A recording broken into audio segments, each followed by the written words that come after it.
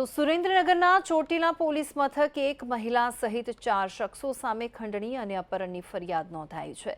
રણજીતસિંહ મોરી અને પ્રદીપસિંહ વનરાજસિંહ પરમારે ગાંધીનગર એસઓજીમાં હોવાનો ખોટો દાવો કરી ખાનગી ચિસ્ટા હોસ્પિટલના ડોક્ટરને જેલમાં પૂરી દેવાની ધમકી આપી।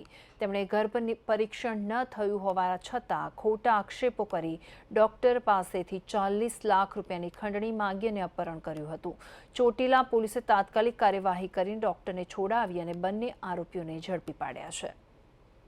ઘટનામાં એવું છે કે આજે સવારે અમે અમારા હોસ્પિટલના રૂટીન વર્કમાં વ્યસ્ત હતા બધા અને સફાઈ કામ ને આ તે બધું ચાલુ હતું ત્યારે બે જણા આવ્યા કે અમે ગાંધીનગર એસઓજીમાંથી આવ્યા છે સ્પેશિયલ ટીમ એમ અને ઓપરેશન છે। એ લોકોએ ત્યાં આવીને પહેલાં તો આઈ કાર્ડ જેવું તેવું જ બતાવ્યું, આમ એમ પૂરું વાંચવા જોવા પણ ન આપ્યું ને બતાવ્યું ને પછી એણે સ્ટાફ સાથે દવા માંગી મેડિકલમાંથી અને દવા લીધી। દવા લઈને પછી બધાને પૂછા કરવા માંડ્યા કે આમ કરો છો આમ કરો। પછી એણે મને એવું કીધું કે તમારી કમ્પ્લેન છે અને તમારે આવી રીતે તમે કામ કરો છો આ બધું। એટલે મેં રિક્વેસ્ટ કરી હાથ જોડીને, મેં કીધું સાહેબ અહીંયા બહાર નહીં, આપણે ઓફિસમાં બેસીને વાત કરીએ।